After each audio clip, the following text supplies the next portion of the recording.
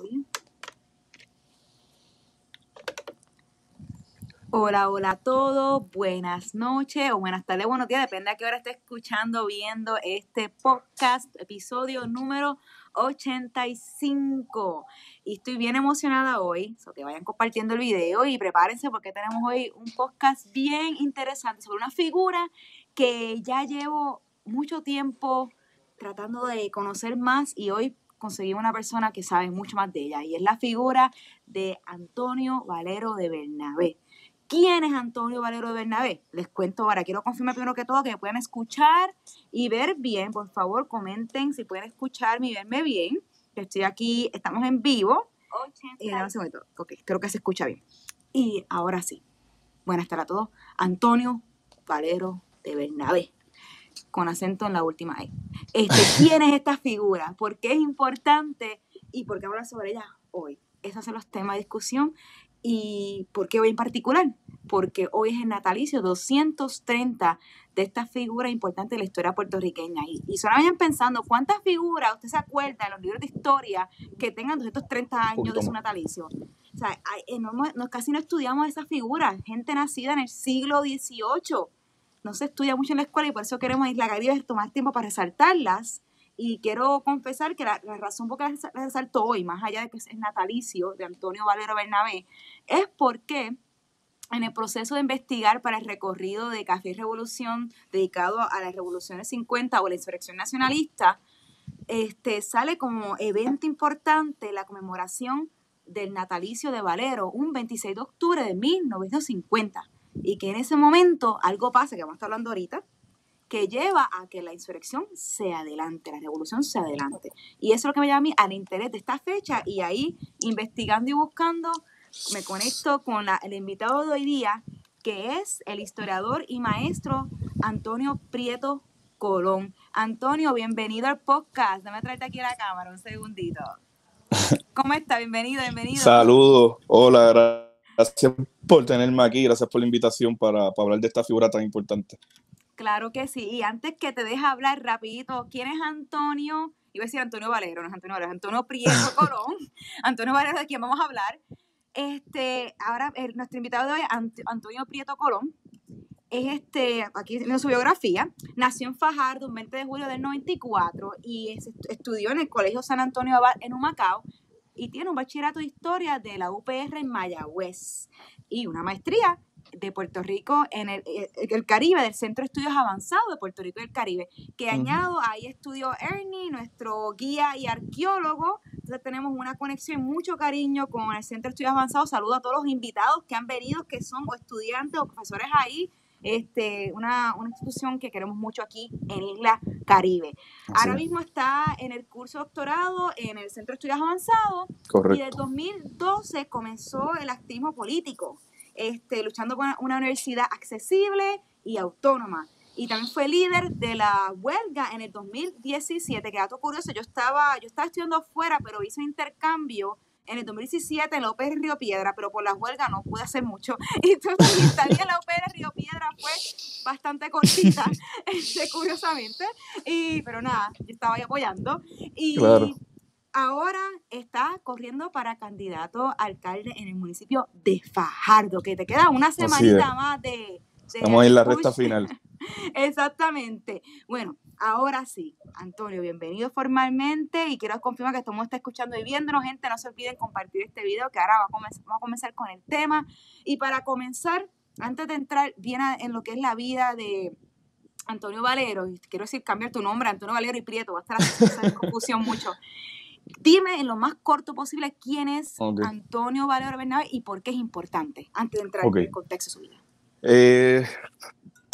El general Antonio Valero Bernabé fue un militar puertorriqueño, comenzó siendo un militar en el ejército de España, una vez rompe con el ejército de España, pasa al ejército en México, es parte de esos militares que entran a Ciudad de México luego de la proclamación de la independencia, está durante la firma y los tratados de Córdoba.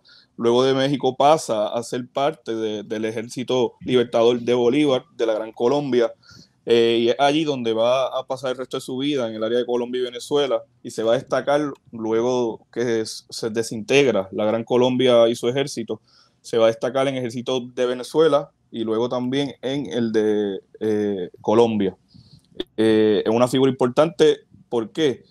Porque fue un general de suma importancia para Bolívar. Estuvo en algunas de las batallas más decisivas de ese proceso libertador.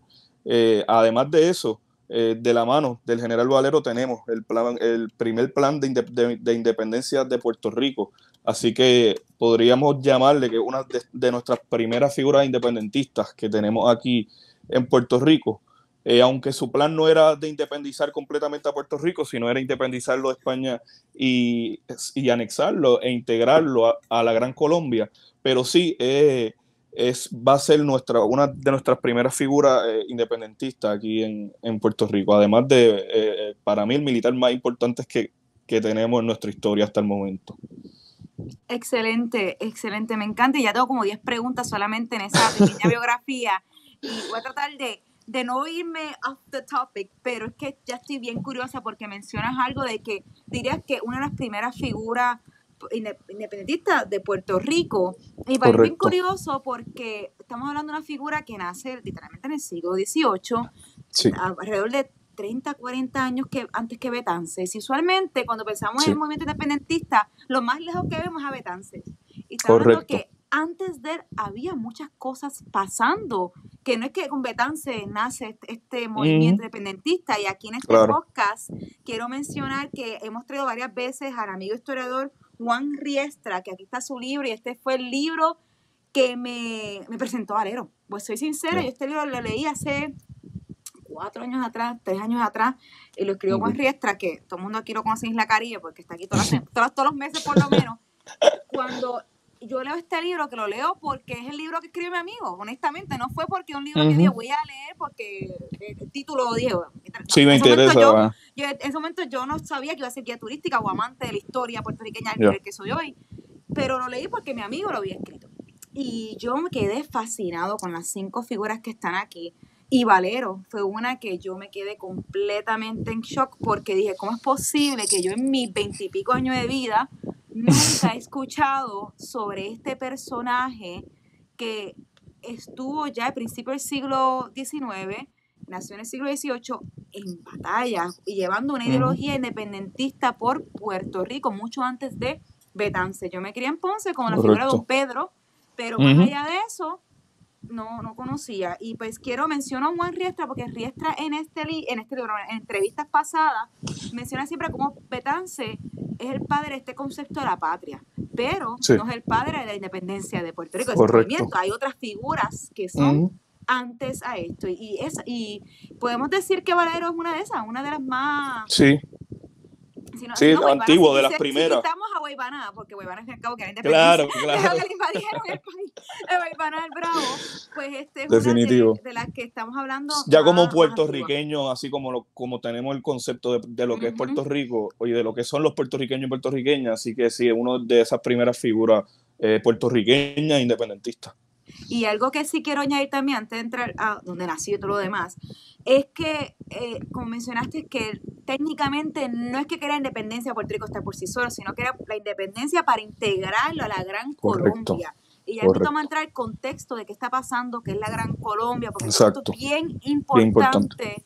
Y en Puerto Rico yo no me acuerdo haber estudiado, yo lo sé porque soy mitad ecuatoriana, tengo un papá ecuatoriano, y allá pues Ecuador era parte de la Gran Colombia. Y ya invito a entrar ahí, pero quiero añadir que Betances tiene una idea muy parecida, que era independizar a Puerto Rico para crear esta gran federación antillana. Para la Confederación Antillana, correcto. Que entonces no estamos muy lejos de las ideas, no son ideas que se contradicen ni nada del estilo, sino esta hermandad de la regional, que también como persona... Que todavía estamos en lucha hoy.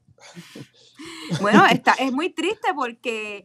Estamos en lucha por eso y cada vez nos separamos más de nuestros hermanos caribeños y latinoamericanos. Y da mucha pena porque compartimos una región y en muchos casos una cultura y un idioma. Y como una persona que vivió en Indonesia, un archipiélago de 15.000 islas, hay formas de crear una unión en un Claro. archipiélago. Pero anyway, es un tema para ahorita. Vamos a de nuevo, Valero. ¿Dónde nace Valero? ¿Qué está pasando en Puerto Rico en esos tiempos, antes de irnos a Europa? Bien. Bueno, Valero nace el 26 de octubre de 1790, esto es finales del siglo XVIII.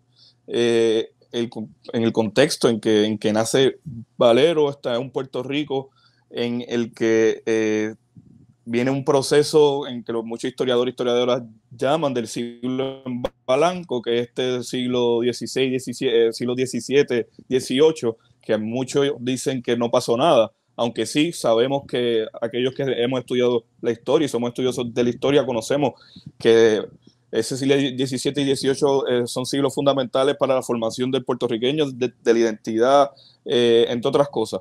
Además de eso, Puerto Rico, para finales del siglo XVIII, sigue muy leal a España. Económicamente todavía no ha entrado la cédula de gracia. Esto no es hasta 1815 que comienza como un boom económico del siglo XIX.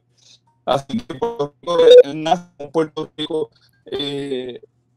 podríamos llamar la transición, que está pronto a entrar a un Puerto Rico cuando industrializado, como en el siglo XIX. Además de esto, en una familia que son puertorriqueños, su papá es miembro del regimiento fijo de Puerto Rico. Otro dato importante en esto de su nacimiento y de su familia, todos los Valeros de Benavé son nobles en España. Así que nace en una familia noble, un criollo noble, ¿no?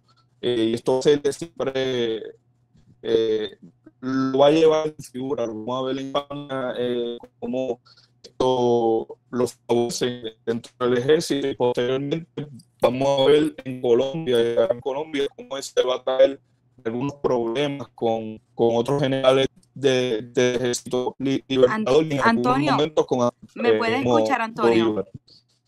Te tengo un poco frisado. ¿Me puedes escuchar bien, verdad? Perdieron, sí, perfecto. Te tengo frisado por si acaso. Trata de entrar y salir a la conversación o darle como un refresh. ¿Me puedes escuchar? Hello. Antonio, si me puedes escuchar, entra y sale un momentito porque no te puedo escuchar. Ahora me escucha. Entrecortado. Trata de entrar y salir porque te escucho a ti entrecortado. Y creo que, y viendo aquí la cámara, que está frisado eres tú. Okay. Trata de entrar y salir, que yo voy a quedarme aquí hablando unas cositas de lo que tú entras y sales. Ok. Dale. Bueno, lo que vuelve Antonio a la conversación es que se ve, estas cosas pasan en vivo, que se nos frisan las cámaras. Él estaba dando un poco de contexto de lo que está pasando en Puerto Rico, en el Puerto Rico que nace Antonio Valero Bernabé, que estamos hablando del final del siglo XVIII, y creo que por aquí está entrando. El final del siglo XVIII, y aunque en los libros de historia y en los salones de clases a veces se considera o se presenta o no se presenta este tiempo como si nada estuviera pasando en Puerto Rico, sí había muchas cosas pasando. Y Antonio Valero Bernabé nace en ese contexto de ese Puerto Rico del 1790. Nos estaba contando que nace de una familia que es bastante noble en los términos españoles. ¿Y me puede escuchar? Ahora te escucho, sí. Te escucho y te veo muy bien. Perfecto. Estoy aquí resumiendo lo que estabas contando. Okay. Y me quedé en que estaban mencionando los papás, la familia de Valero. ¿Quiénes son? ¿De dónde vienen? ¿Que son familia noble? ¿Estás diciendo algo en esa línea? Sí, es una familia que viene de Aragón, de la región de Aragón, al norte de España. Como sabemos, uno de los reinos antiguos, de los reinos que se encargó de la reconquista en España, que viene de una tradición militar muy importante. Su familia, o sea, le dan la nobleza a la familia por sus labores en la reconquista. Además de esto, Eh, Valero, ¿qué le iba diciendo?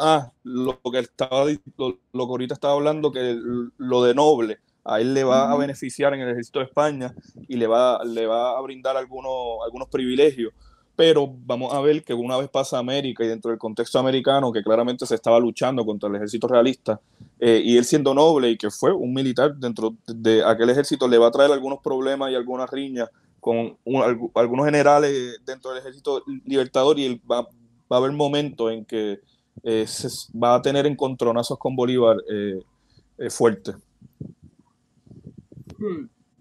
Quiero confirmar algo que me están diciendo, que por favor si puedes repetir un poquito el contexto que estabas hablando de Puerto Rico, como se escuchó mal, la gente quiere saber qué estaba pasando, porque estabas contando muy interesante. Si repites esa parte rapidito.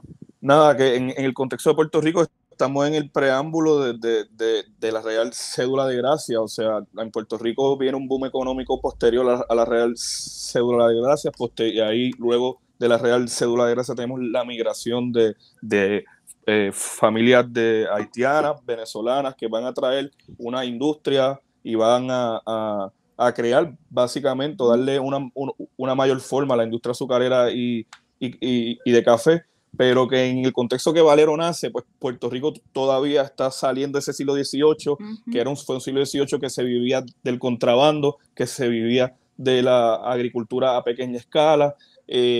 Así que en este contexto es que él llega a la vida en una familia que estaba acomodada. La mamá viene de una familia criolla de dinero. Igual su papá era de una familia noble, era miembro del ejército, así que nació en una familia acomodada, y en esos primeros, en esa primera etapa de su vida, él va a perder a su papá y también pierde a su mamá en una temprana edad. Y a él lo termina, para tratar de continuar, algo quiero añadir sobre la cédula de gracia, que como eso él nace antes que está implementada. En Isla Cari tenemos un podcast que hablamos sobre ese tema, porque es en agosto 10 de 1815 que se pasa la cédula de gracia, y para nosotros en Ponce es muy importante por la cuestión de que fue en verdad lo que impulsa la economía aquí en la ciudad, y lo que lleva a lo que luego se convierte en un orgullo, una identidad bien ponceña. Pero eso otro tema que lo hemos discutido aquí antes, pero para que tenga un poquito de expresión de contexto, que si les interesa, si tenemos un episodio hace como 10 episodios atrás, si no me equivoco, tengas 70 y algo, que hablamos sobre el tema, mucho inspirado en el libro de Raquel Rosario, escribió sobre el tema de la cédula de gracia en 1815. Entonces, Valero nace en este contexto, su familia, pues, muere, y luego él termina en Europa. ¿Cómo él llega a Europa y qué está haciendo allá? Sí, lo envían a la academia militar. Como sabemos, era tradición de que si tú naces, de que si el primer hijo varón nace en esta familia militar, pues regularmente, por no decir todas las veces, este hijo pues suponía que seguiera esa tradición militar, y así fue enviado en 1803 a España. Allá acogido por un familiar de parte del papá, un tío, un marqués, y allá entra en su primer regimiento donde está en España, en Valencia. Él entra al regimiento de Valencia, y como bien dije, como por su estatus de noble, él entra ya como cadete. Él entra con rango militar al ejército español. Así mismo. Pero sí, él llega a España por eso, por la tradición esa de que pues mi primer hijo mayor pues va a seguir la línea del papá, y pues esa era una línea militar.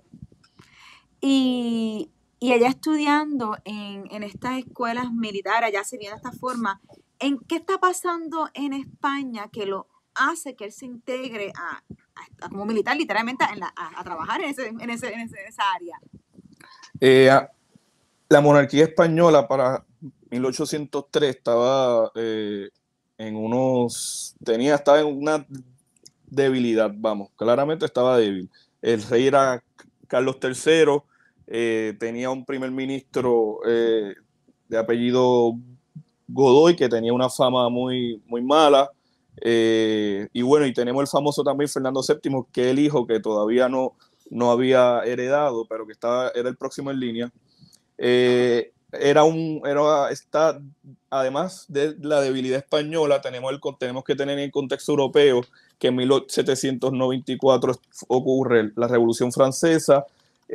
Para 1804 Napoleón se proclama emperador de Francia, así que Valero llega a Europa en un momento donde están en un preámbulo de ocurrir grandes cambios. Como sabemos, Napoleón va a llevar una guerra contra todos los imperios europeos, llega hasta Rusia, vamos, y ahí es que, en este contexto, es que entonces Valero entra a la milicia, bueno, al ejército en España, en este contexto, en un contexto europeo difícil, con Napoleón queriendo imponer su política a través de Europa, con una monarquía española debilitada, con unos reinos alemanes separados. Todavía no era la Alemania que conocemos hoy, eran diferentes reinos. Así que está en un contexto europeo interesante, y lo va a demostrar su vida, como que estos procesos a él lo influyen mucho, y yo creo que son los que lo forman, y él va a ser quien es luego acá en América por estos primeros años que tuvo allá en este ejército en España.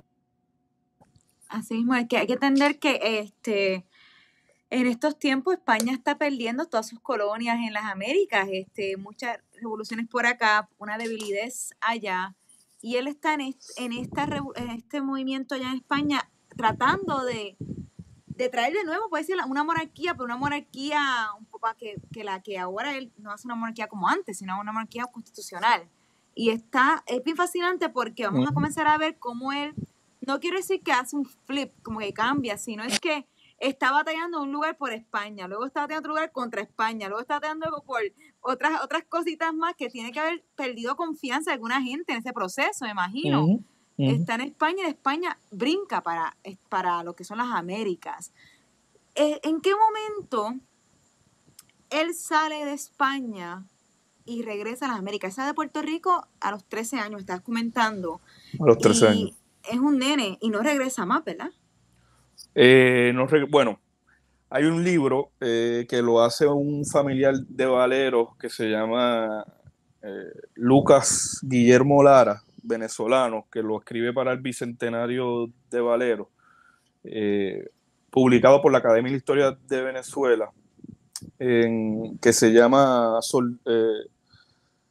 de Puerto Rico a San Sebastián, historia de Antonio Valero de Bernabe, un título así.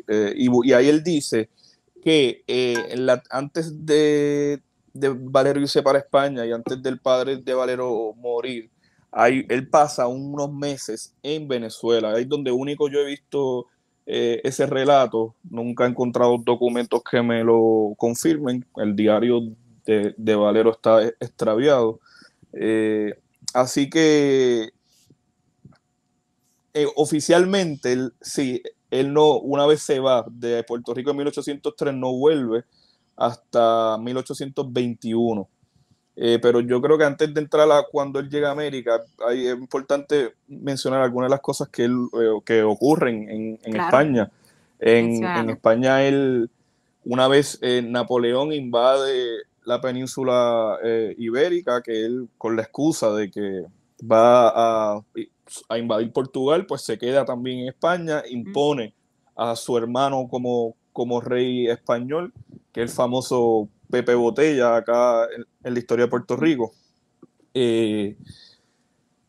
Valero va a estar desde el día 1 de esa invasión, va a estar guerreando contra la invasión napoleónica. La invasión fue efectiva en los primeros años. Siempre se mantuvo un ejército levantado en contra de la invasión. Es que este ejército estuvo al sur, mayormente en Cádiz, y es allí que en 1814, en la Pepa, es que ocurre crean la constitución de 1812, Exacto. la Pepa, que es la primera constitución en España que establece una monarquía constitucional. Desde ese entonces, Valero fue un defensor de la monarquía constitucional, rechazando completamente la monarquía absoluta.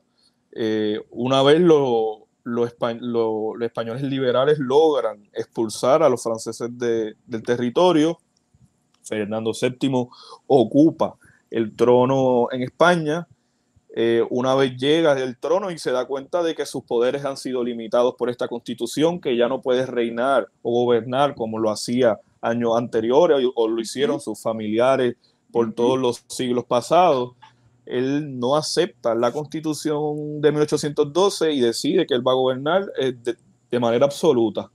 Aquí es que ocurre lo que en la historia de España se le llama el trienio liberal, que es de 1820-1823 por ahí, en el que las fuerzas liberales en España logran que convencer a que Fernando VII pueda o gobierne bajo una constitución. No tan solo eso, ocupan posiciones claves dentro del ejército, así que tuvieron control durante unos años. En 1821, como ya los gritos de independencia en América del Sur han comenzado comenzaron en Haití, pasaron a los gritos en México, Buenos Aires, Venezuela, Colombia, etcétera, Ecuador, y así sucesivamente. Ya el ejército español no tan solo estaba en guerra contra Napoleón, estaba también en guerra contra las colonias americanas. Sí, entonces Valero llega a América exactamente por esto, porque él viene una expedición que está destinada a México, que supone que fuese liderada por el general O'Donoghue. Él lo asignan como segundo en mando de O'Donoghue en esa expedición, y así entonces que él llega en 1821 a América, que el año que viene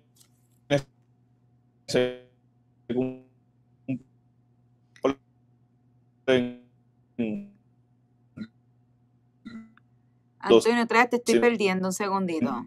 Vamos a ver. Te estoy perdiendo de nuevo, Antonio. De regreso. Vamos a ver si tú me escuchas a mí. De Valero a América. ¿Me puedes escuchar a mí? Más o menos. Creo que vas a tener que otra vez salir y entrar porque te me frizaste de nuevo. Ibas todo perfecto y te me frizaste otra vez.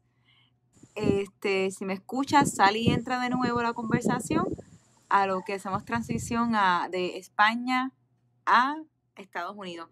Me gustó cómo resumió lo que estaba pasando en Europa en esos tiempos, que es algo que yo no puedo resumir tan bonitamente, me trabo en todo el camino, porque es bien importante lo que está pasando en esa época y lo que lleva a él a estar allá batallando para defender la monarquía española, pero la monarquía cambia a un gobierno constitucional y luego vuelve este gobierno otra vez del rey.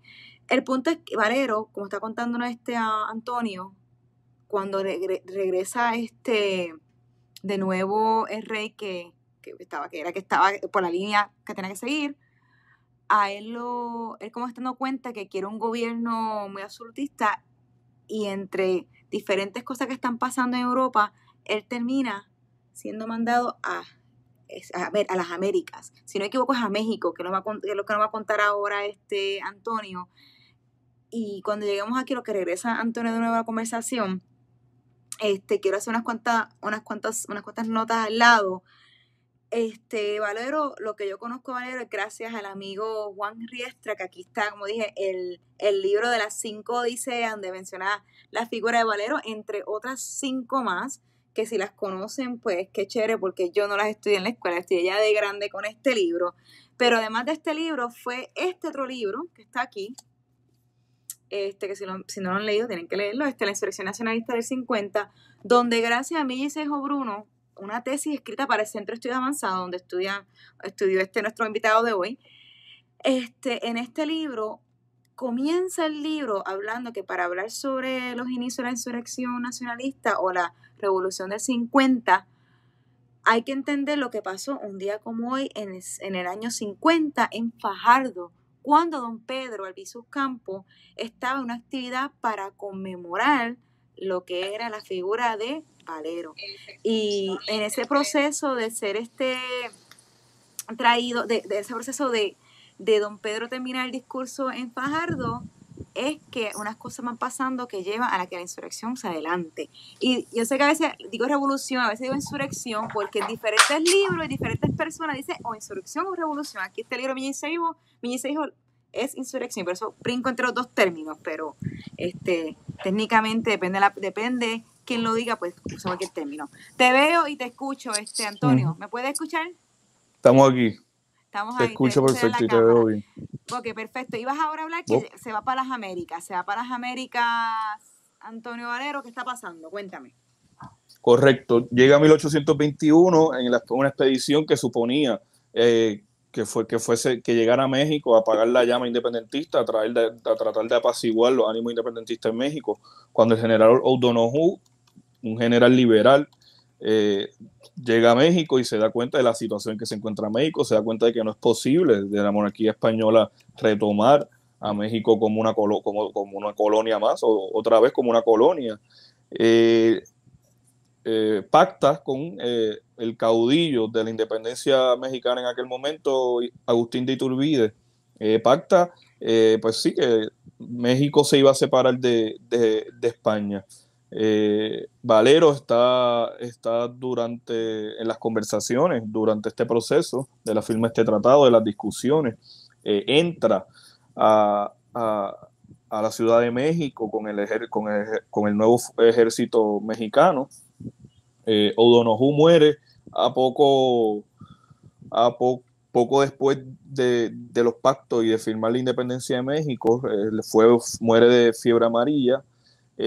Dentro de los artículos de la independencia de México había uno que especificaba que aquellos miembros del ejército español que quisiesen pasar al ejército mexicano podían pasar del mismo rango militar, y Valero se acoge a este artículo y entonces pasa al ejército mexicano con el mismo rango en el que tenía en el español, y así es que comienza entonces su aventura en América, como quien dice. Exacto. ¿Y cómo termina conociendo, ponerme la cámara que estoy yo fuera aquí un momentito, y cómo termina conociendo a Simón Bolívar o involucrándose con esta figura que siempre lo que a mí me llamó la atención cuando me dijeron que hubo un puertorriqueño de Fajardo, Puerto Rico, que estuvo en las luchas con Simón Bolívar, libertador de las Américas? ¿En qué momento pasa esto? Bien, él se va de México el 23, rompe con Iturbide se proclama emperador. Como sabemos, pues Valero no está de acuerdo con la monarquía absolutista, no está de acuerdo con este sistema de gobierno. Se enfrenta a Iturbide decide darle el pasaporte a Valero, y así Valero entonces pasa y llega a Venezuela, llega específicamente al puerto de La Guaira para 1823, por ahí. Él está llegando a Venezuela. Lo primero que él hace cuando llega a Venezuela es comunicarse con quien era el encargado del departamento de Venezuela, porque ya en este momento ya estaba en proceso. La Gran Colombia era el general Soulet.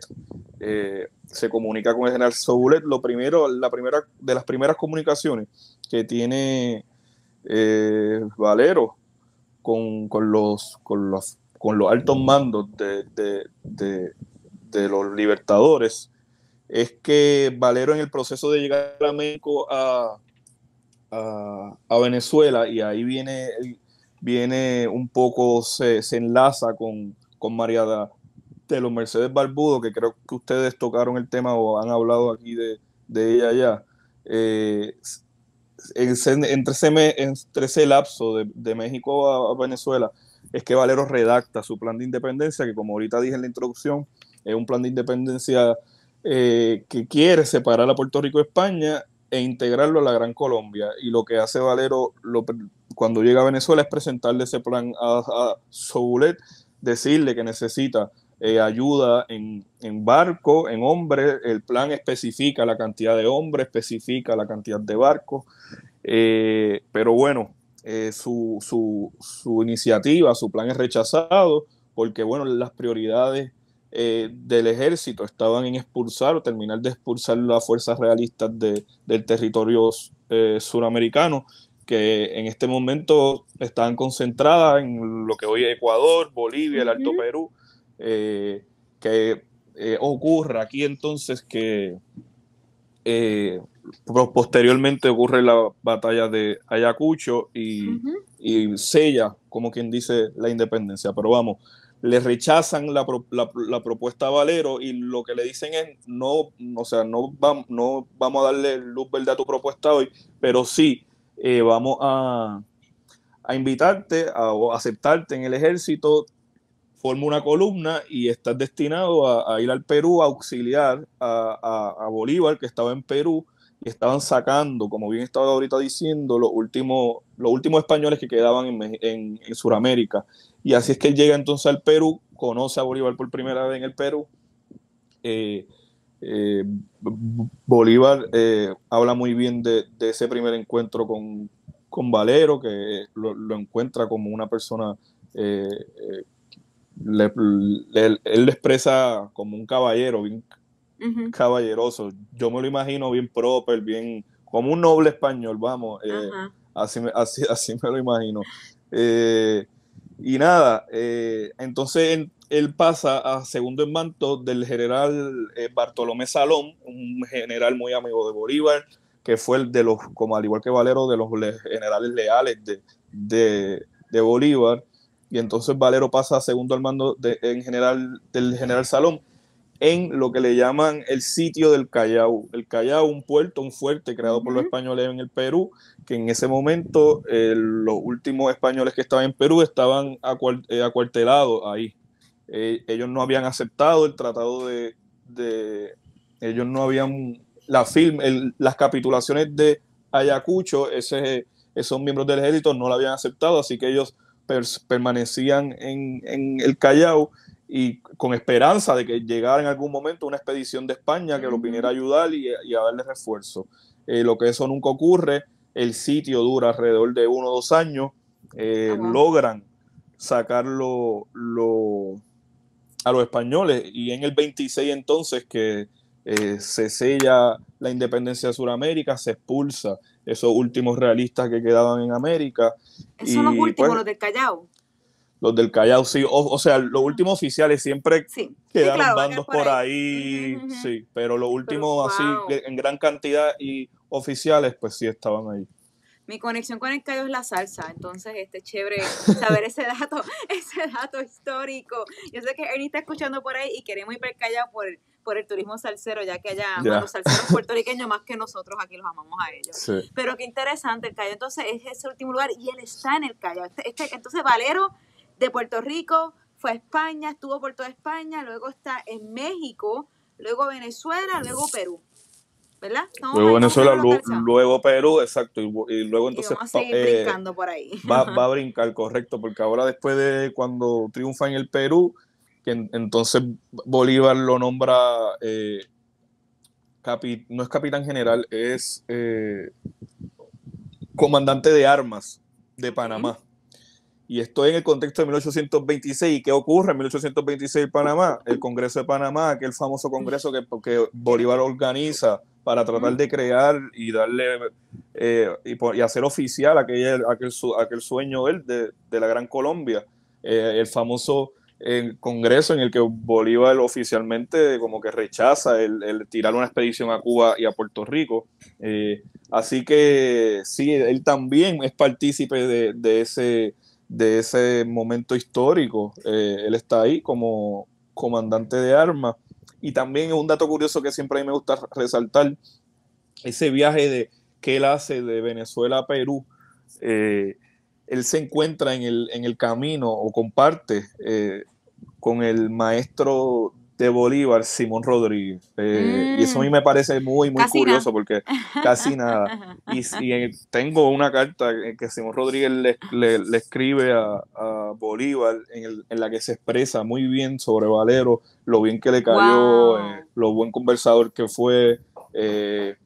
Así que eso me parece, a mí siempre eso me ha parecido súper brutal porque Qué este cool. estuvo en todas, y ¿Qué otro conoció a boricua estuvo todos. en tantas cosas?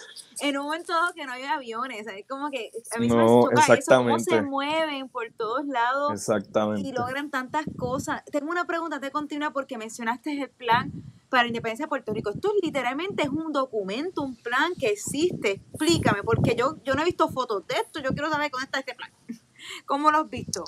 Bien, el documento lo conocemos gracias a un investigador cubano, Ángel Quintana, sí, el apellido es Quintana, me puedo estar ¿Ok? confundiendo el nombre, el apellido es Quintana, que en el 1965 por ahí, él publica, bueno, él en los archivos de Cuba se encuentra este plan. Aparece en El Cuba el plan plan. correcto, sin fecha, eso sí, sin fecha. Pero sí, él lo encuentra y lo publica una de las revistas del Instituto de Cultura Puertorriqueña, creo que es la número 18, Ah, ok, es el que lo voy a sale. encontrar. Eh, Está ahí.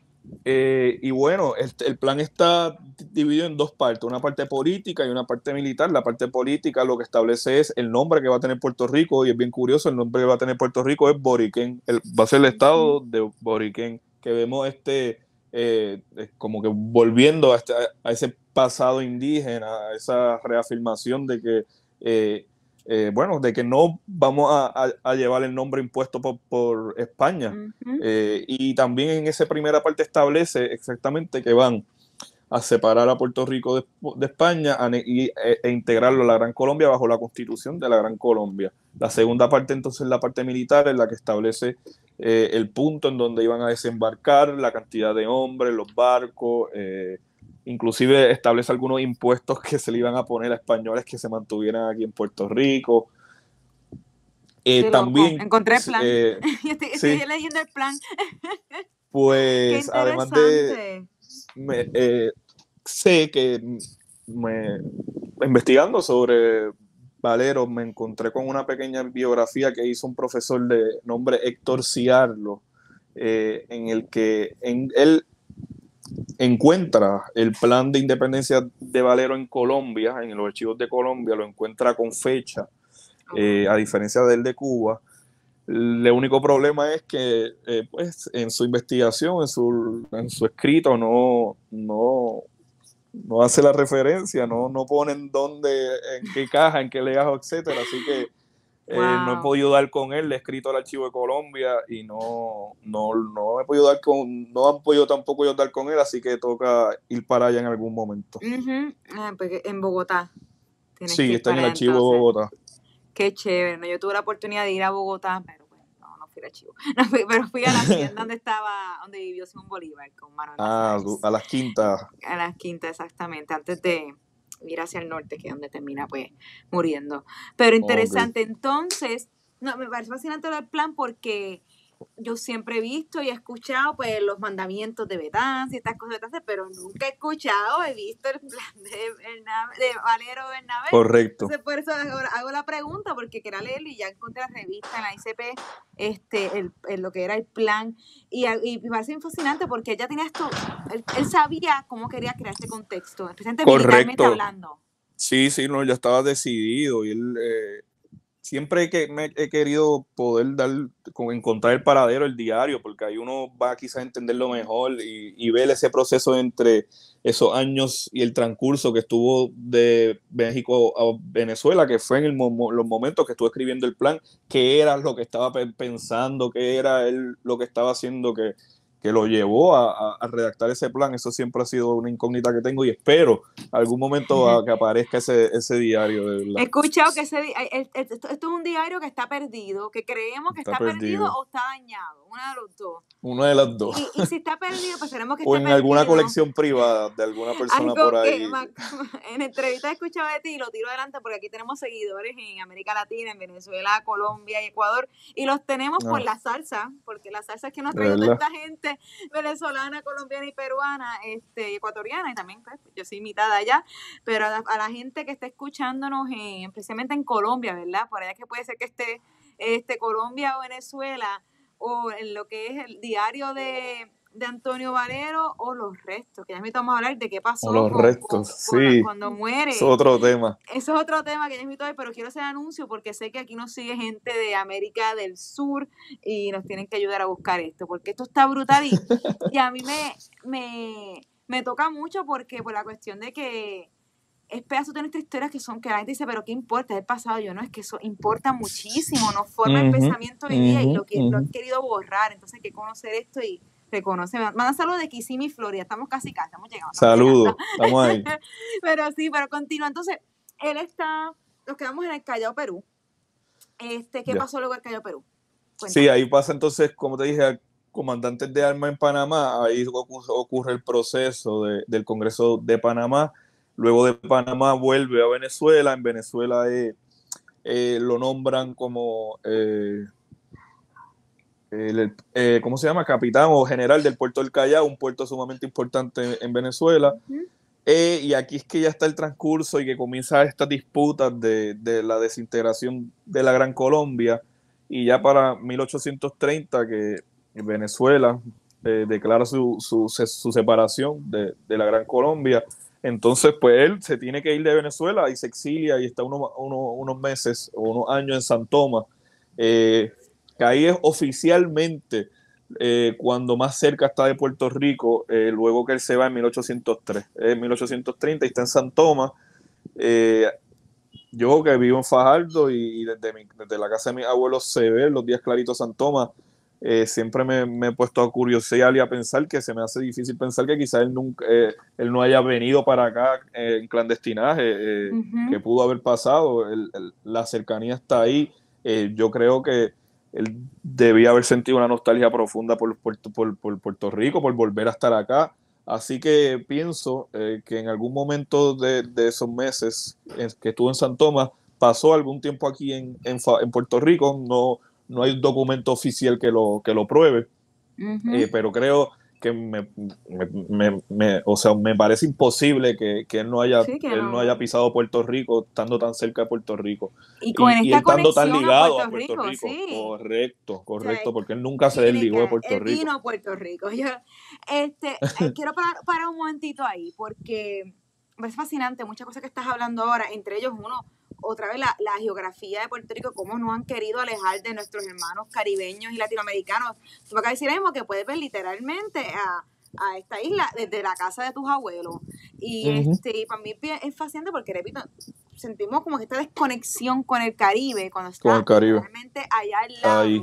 Y en particular el caso San Tomás me impresiona mucho porque en lo que ha sido este contexto, este tiempo del final del siglo XVIII, principio del siglo XIX, San Tomás es una isla muy importante, comercialmente hablando, y los puertorriqueños independentistas, leyendo la biografía de Barbudo, María Barbudo. María Los Mercedes. María Mercedes.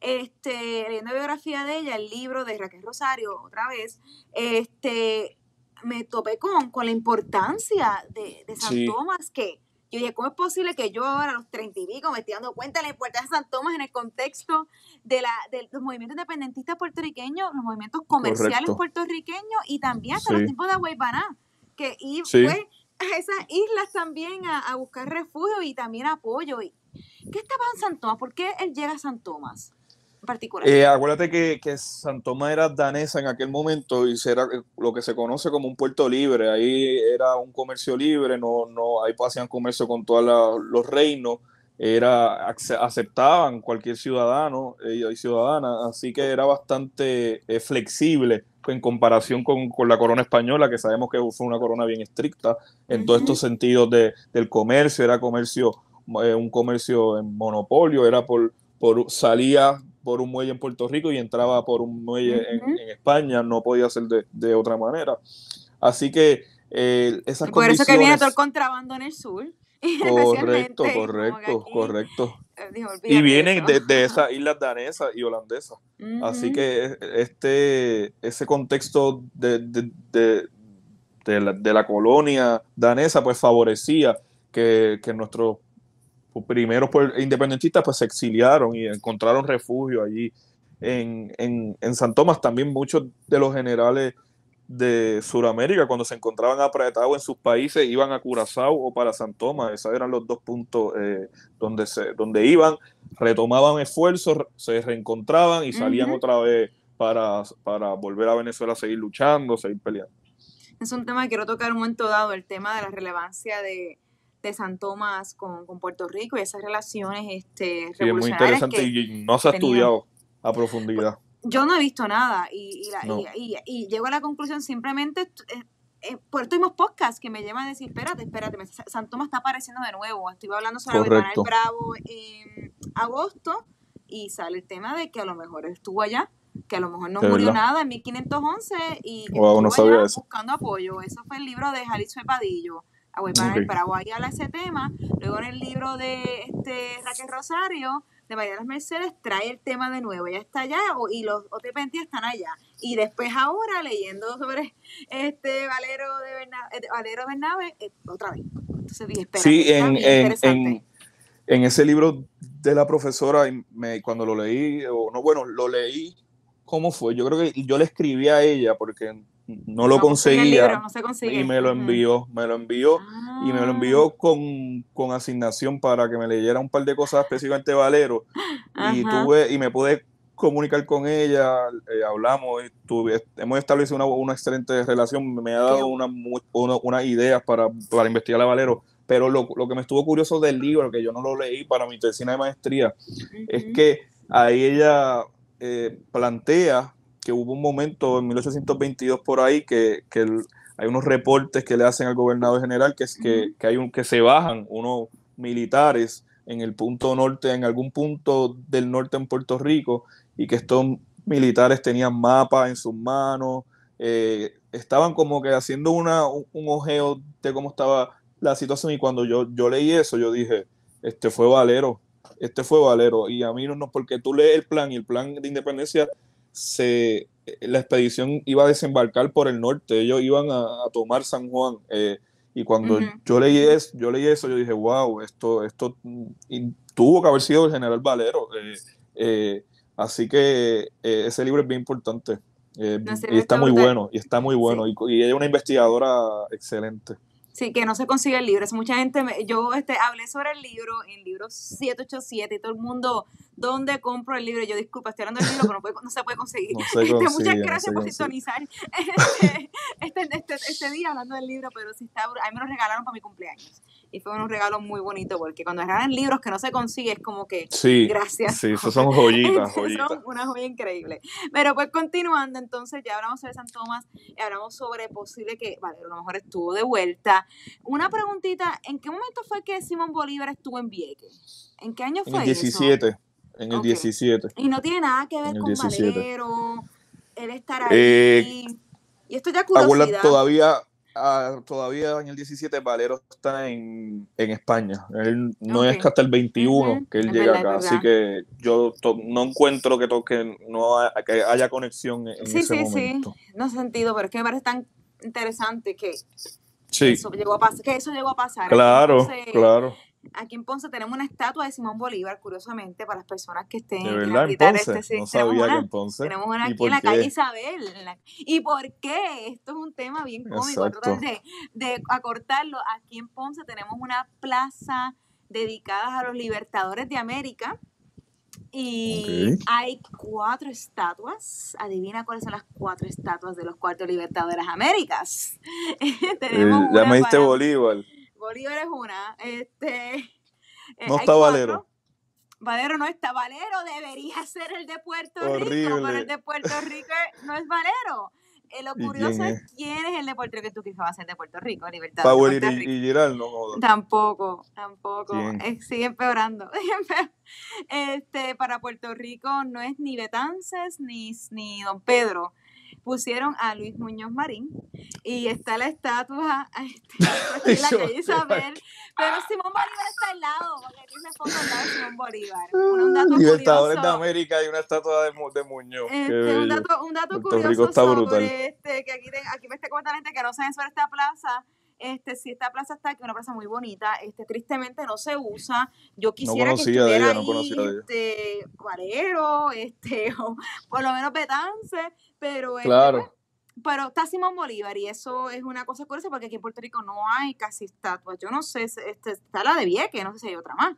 hay un busto en Pero Vieques, exacto, un pero busto, perdón. no hay, sí, no hay mucho Pues más aquí en Ponce que hay yo una conozca.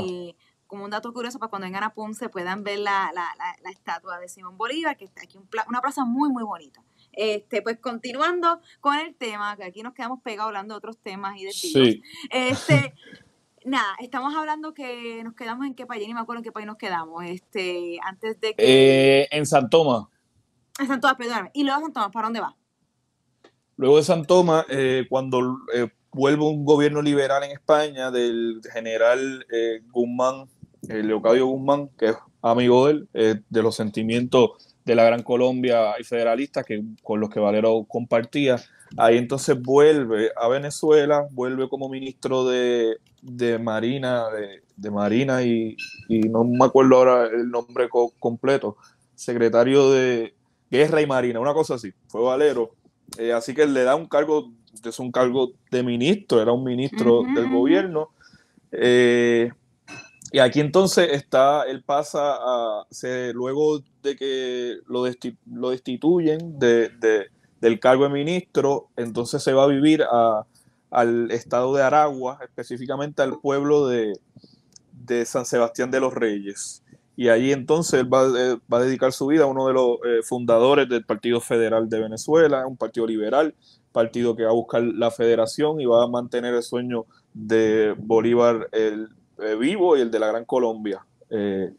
Así que nada, y en este transcurso de su vida, él se mantiene como miembro del ejército, participa en algunas pequeñas revueltas de conservadores que hay, y quizá su última gran acción como general fue ya en el ocaso de su vida, ya siendo un general viejo, era un general viejo ya, que fue para la Guerra Federal, que esto es ya para finales de 1850. Esto es una guerra federal que fue liderada, que fue llevada a cabo por el Ezequiel Zamora. Ezequiel Zamora, pues lo que quería era volver a la Federación de la Gran Colombia, restablecer esa república de repúblicas, como quien dice, y además de esto quería darle, dentro de sus propuestas y dentro de sus intenciones, era darle espacio a aquellas poblaciones que habían sido rezagadas, obviadas por la primera independencia, las poblaciones indígenas, poblaciones trabajadoras, poblaciones negras. Así que esta revolución federal fue algo bastante completo. Y Valero, entonces, ya en el ocaso de su vida como general, decide treparse en el caballo y volver a ser un militar, a practicar, a ser militar, y está en algunas de las batallas importantes de la Guerra Federal. La Guerra Federal, con la muerte de Ezequiel Zamora, pues pierde empuje. El segundo en mando era de apellido Falcón. Valero y él no se llevan bien, así que Valero entonces decide, no puede quedarse en Venezuela porque triunfa los conservadores, pasa entonces a Colombia y ahí no vuelve a ver a su esposa, no vuelve a ver a su familia, no vuelve a llegar a Venezuela. Ahí muere entonces en 1861. Pasa a Colombia como en 1860 por ahí. En Colombia estaba el general José Tadeo Mónaga, un amigo de él, le da, lo nombra como comandante en armas de Bogotá, lo hace miembro del ejército de Colombia, general del ejército de Colombia, y pues Valero pasa sus últimos días ahí en Colombia, en Bogotá. Interesante. Y muere allá en Colombia y en Colombia se dice que está. Correcto, muere en 1861 en Colombia, lo entierran en el cementerio central de Bogotá y bueno, allí, para el año 1870 y pico, el hijo del general amigo de Valero, Leocadio Guzmán, que fue Leocadio Guzmán Blanco, fue su hijo, fue presidente de Venezuela también, hace un esfuerzo por recuperar los restos de Valero, pero estos nunca fueron encontrados allí en el cementerio de Colombia, así que no sabemos dónde están. Qué loco, ¿verdad? Como una ciudad tan importante puertorriqueña, no sabemos dónde está y cómo no he escuchado tampoco una gran misión más allá de gente independiente, a lo mejor como tú, de ir a buscarlo, de ir a buscar a esta persona y traer esos restos acá, que deberían estar acá. Estoy de acuerdo contigo, debería estar en su municipio natal, en Fajardo, claro. Ahí, porque, y también lo curioso es que él tiene una placa simbólica en el Panteón en Venezuela, donde está Simón Bolívar. Correcto. Que aquí en Puerto Rico, ¿en qué lado hay una placa dedicada a Valero, a ese nivel de prócer como lo es en Venezuela? Sí. Es bien interesante cómo quieran nuestros patriotas más en otros países que aquí mismo. Sí. No, y la amistad de Bolívar y Valero fue una amistad muy fuerte y fue verdadera. Cuando los restos de Bolívar vuelven a Venezuela, uno de los generales que acompañan los restos fue el general Valero. Que murió bastante mayor, ¿verdad? Con 70 y pico de años. Sí, creo que a los 70 y pico de años, sí, 71. Es bastante viejo para aquella época. Para haber vivido lo que él vivió. El estilo de vida que tiene, qué cosa fascinante, en verdad. Y para la gente que nos está escuchando y dice, ¿qué importa que es en Venezuela y todo lo demás? Pero es que Simón Bolívar no es cualquier personaje de la historia venezolana. Es el personaje de la historia mundial. Estamos hablando. Correcto. Es Simón Bolívar. Y que tengamos un boricua de Fajardo que estuvo al lado de él, que se conocieron, que se cartearon, que lucharon juntos y que no nos importe. Eso es como que... debería importarnos. Para ir cerrando ya... Continúa. Dilo. No, rápido, como que sí, allá en Venezuela le tienes algunos reconocimientos, pero me he dado cuenta que no hay... Lo han un poco olvidado a él, porque tú ves muchas redes sociales del gobierno de Venezuela que en los natalicios de los generales pues siempre lo mencionan algún dato sobre la figura, pero de Valero todavía no lo he visto. Ese reconocimiento. ¿Qué hacen? En Puerto Rico. Pasó un natalicio, como un día como hoy. Cero. Yo en los últimos años he estado rescatando. Hoy hicimos ahí fuimos y llevamos una ofrenda, un arreglo floral y dijimos unas palabras allí, pero en algún momento el Partido Nacionalista, cuando estaba viva doña Isabelita Rosado, hacían una actividad allí importante. Pero bueno, ahora estoy tratando de rescatar eso que doña Isabelita comenzó. Ya que mencionaste a doña Isabelita Rosado, la tengo aquí una foto y esto es un flyer de un evento que va a haber su natalicio, que ahora es noviembre. El 7, sí, el 7 yo creo que... Que me invitaron para allá, pero no puedo ir pues porque tengo otro recorrido ese mismo horario.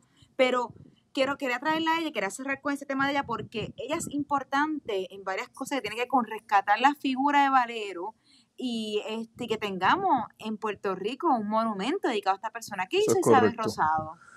Bueno, Isabel Rosado, como sabemos, miembro del Partido Nacionalista. El Partido Nacionalista, liderado por Albizu Campos desde el 33, es quien se encarga de rescatar figuras y fechas patrias como el Grito del Ares, Betances, de Diego. También el Partido Nacionalista y Albizu Campos rescatan la figura de general Valero. Te escuché ahorita que estuviste mencionando que antes de la revolución el último discurso que Albizu da efectivamente en Fajardo, y es un día como hoy, 26 de octubre.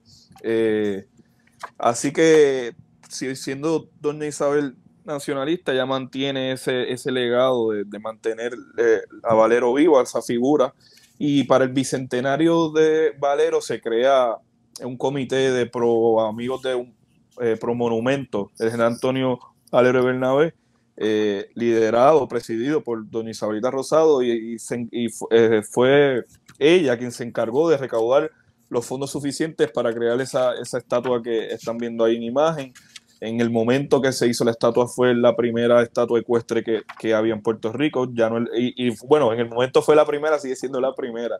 Ya no Exacto. es la única, es lo que quiero decir, no es la única. Ahora hay otra ya en Mayagüez, recordando o en conmemoración del general Ruiz Rivera, que es ecuestre también. Pero en el momento en que se hizo, esta fue la primera en que estatua ecuestre.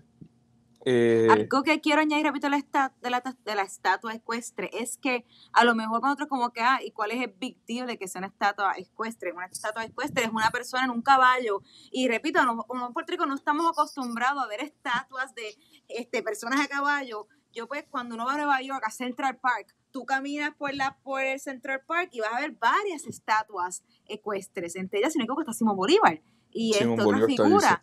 Y yo siempre como que ignoraba, hasta que mi papá una vez me dice, es una estatua ecuestre, y yo, eso es de que o murió en batalla, o estuvo en batalla, o fue un general.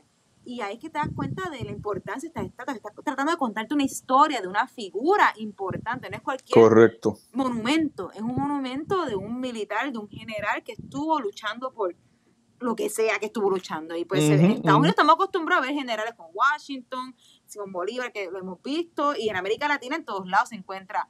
Pero aquí en Puerto Rico es algo grande que tengamos, que gracias a los movimientos liderados por ahí se fue el nombre, por Isabelita Rosado. Doña Isabelito. Que esto se logró y esté en Fajardo, y que no, y me sorprende y me pone muy triste que no sea parte de nuestro currículo enseñarle a los niños esto, llevarlos a ver esta estatua, que eso sería una aventura por sí mismo, y tirarse una foto. Yo sé que Isla Caribe, cuando hagamos el tour de Fajardo, que lo tenemos tenido en mente hace tiempo, pues como a otros gusta la historia de la cultura, va a ser una de las paradas oficiales para tener la foto de los turistas. Entonces, quiero cerrar con un tema que es lo que mencioné al principio, que era lo de figuras como don Pedro Albizu Campos. Son de las primeras que se puede decir que trata de resaltar esta figura, ¿verdad? Betán, se lo mencionaba por casualidad. Te hago esto como curiosidad nada más. De las obras completas solamente tengo 2 libros, no los tengo completos. En los que tengo hasta ahora yo no lo he encontrado. Siempre me ha estado curioso si lo menciona en alguna de sus cartas, en alguno de sus escritos. Lo debió haber conocido, ambos fueron masones. Baetances tenía un gran conocimiento de la historia de ese proceso latinoamericano. En ese libro de obras completas, en el que habla de los discursos, las proclamas y los discursos políticos, hay varios discursos cuando él está en Francia que hace a la comunidad latinoamericana allí, en el que resalta a figuras como Simón Bolívar, Toussaint Louverture, entre otros. Así que me pareciera extraño de que no lo mencionara o de que no lo conociese.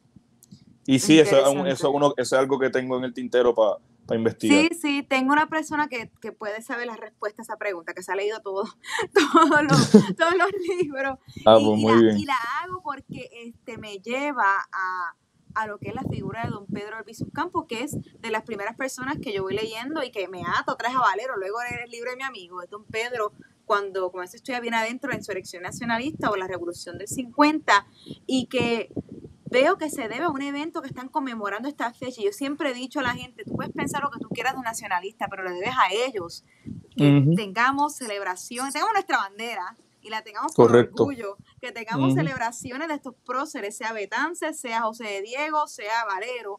Se lo debe a todos los nacionalistas, estés de acuerdo o no con sus ideales o con su forma de practicar la política. Entonces, pues gracias a eso me di cuenta de esta figura de nuevo, y me pareció bien curioso, y con esa historia quiero cerrar la conversación de hoy, porque es un día como hoy, de noche, cuando don Pedro está terminando su discurso en Fajardo, que va a regresar a San Juan, y ya se había escuchado, antes de que pasara esto, aparentemente el cinético fue Ruth Reynolds, que era una pacifista, amiga de don Pedro de North Dakota. Gringa, sí, norteamericana. El sobrino me escribió estos días. ¿De verdad? Era con el sobrino, sí, me mandó muchas fotos de ella. Me contactó el sobrino porque hay un artículo que, si quieren leerlo, voy a poner en todos los comentarios, que escribí sobre ella, y pues mucha gente desconoce la figura de Ruth Reynolds porque se quedó allá, nos quedamos en el pasado y nos olvidamos que hubo una norteamericana de North Dakota que estuvo ahí con Don Pedro. De North Dakota. Dakota, o sea, no es que es de Nueva York, es de North Dakota. No, de North Dakota. Está enterrada, ya me enviaron una foto de la tumba de ella el día sentido lleno de nieve, una cosa increíble, del sobrino. Y pues ella se entera que hay una intención de un ataque contra Don Pedro. Un asesinato, sí, que van a hacer un atentado. Asesinato, exactamente. Sí. Y cuando se entera de esto, ella avisa, y entonces los nacionalistas van listos con armas a ese evento. Bien preparados. Exacto, tengo entendido que ella, cuando no pasa nada en el evento, se van, pero todo el mundo está pues cuidando a Don Pedro, o sea, los nacionalistas están alrededor. Cuando están de regreso a San Juan, detienen el carro donde se encontraron los nacionalistas que tenían armas en su baúl. Ahí estaba Ruth Reynolds en ese carro, y cuando la arrestan a ella dice, pues yo no sé que vean armas, yo soy pacifista, o sea, yo no sé nada. Entonces es bien curioso ese caso, porque yo tengo aquí fotos está en el libro de mi hija y se dijo, y también está en el libro de Nationalist Heroes, menciona el tema mucho, de que ella dice, yo soy pacifista, ¿cómo no te van a creer que yo tengo armas? Yo no sabía nada, estaba montada y cogiendo pon. Pero es ella la que menciona que eso podía pasar. Y por ese evento es que comienzan a encarcelar y arrestar nacionalistas por toda la isla. Y se adelanta la insurrección o la revolución del 50, que va a ser este viernes 70 años. Y con eso que se tema, porque creo que este año, como pues estamos tanta cuestión de elecciones y todo lo demás, a veces estas fechas se nos olvida o la echamos para el lado, pero son importantes porque esta insurrección no pasa en un vacío. Está pasando en un Puerto Rico que está, además, la colonia española. Vamos a enfocarnos solamente en el principio del siglo XX, esos primeros 50 años puros. ¿Qué está pasando en Puerto Rico? Desde gobiernos invasión, gobiernos militares, ley Foraker, ley Jones, ley Mordaza, masacre de Ponce, masacre de Río Piedra, entre la monopolio de la caña, entre decenas y miles de cosas más que pasan. Esto es importante porque lleva a esta insurrección, que se inicia como un evento que comienza un día como hoy, curiosamente, atado a Valero. Y para mí esto es una forma bien interesante de cómo conectar la historia, cómo conectar con un evento tantos personajes y también conectar la isla, porque ya no es algo que solamente pasa en San Juan, sino es una figura ponceña, en Fajardo, una señora de North Dakota, y todos estos hechos conectan todos estos personajes. Y eso a mí es bien interesante, y por eso quería hacer este podcast hoy, para reconocer qué estaba celebrando Don Pedro y cómo un día como hoy marca el comienzo de lo que va a ser el viernes, porque se extiende por 2 semanas, la insurrección nacionalista del 50. Y gente, para hacer ese día en Isla Caribe nos vamos para Jayuya, pero virtualmente porque estamos en pandemia y pues queríamos contar la historia de una forma virtual. Vamos a estar allá este viernes con el recorrido de Café Revolución Jayuya, donde hablaremos sobre la insurrección nacionalista desde Jayuya.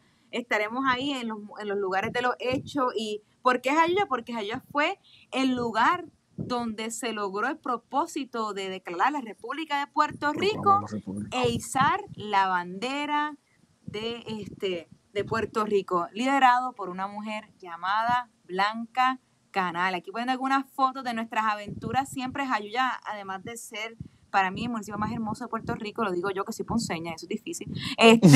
Básicamente, la historia es demasiado rica y vamos a estar este viernes virtualmente, y los chéveres virtuales que vamos a tener gente conectada de todo el mundo viendo este recorrido, y vamos a comenzar con el contexto histórico que está pasando en la década antes del 50 hasta el momento de la insurrección nacionalista. Pero eso será este viernes en Café Revolución Jayuya, mi gente. Allá nos vamos a ver virtualmente.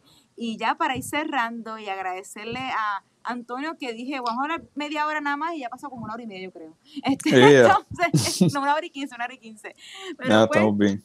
Nos gusta la historia, entonces claro, hay que abundar en ella. Cuando me ponen el tema de Valero, yo me inspiro y me quedo ahí hablando. Y yo aprovecho para aprender también. Entonces, Antonio, muchas gracias por hoy tomar tu tiempo para ir con nosotros, por hoy celebrar con nosotros, porque yo considero el evento de Valero hoy día, ya que pues tristemente todavía nuestro gobierno no toma la batuta de eso, entonces tiene que la ciudadanía tomarla, y aquí estamos como ciudadanos, como empresa privada, como ciudadano maestro y también candidato a la alcaldía de Fajardo, que eso ya viene una semanita más, se queda. Ya estamos ahí, sí. De ese lado. a conmemorar esta fecha. Muchas gracias, Antonio. Sabes que aquí en Isla Caribe a la orden, mi gente, si tienen alguna pregunta o duda, la pueden poner en los comentarios, yo estaré contestando, si no, la llamaré o la escribiré a Antonio para que las conteste las preguntas. Esta transmisión va a estar disponible en el podcast de Isla Caribe, en iTunes y en todas las plataformas de podcast, y también en nuestra página de YouTube esta misma noche, ya mismo lo van a ver. De todas maneras, gente, ya muchas gracias de nuevo, buenas noches, buenos días, buenas tardes, dependerá que gracias a todos. Y un abrazo a todo el mundo desde Ponce, Puerto Rico y Fajardo. Nos vemos. Y desde Fajardo. En el sur y en el west. Adiós a todos. En el east. Y en el east, dije el west, perdóname. Y en el east, gente. Sí. Yo no voy mucho al east, tristemente. Tengo que salir del sur, tengo que salir del sur. Ahí tienes que salir de allá. En el corillo nos fuimos. Esto es Isla Caribe Podcast. Bye. Adiós.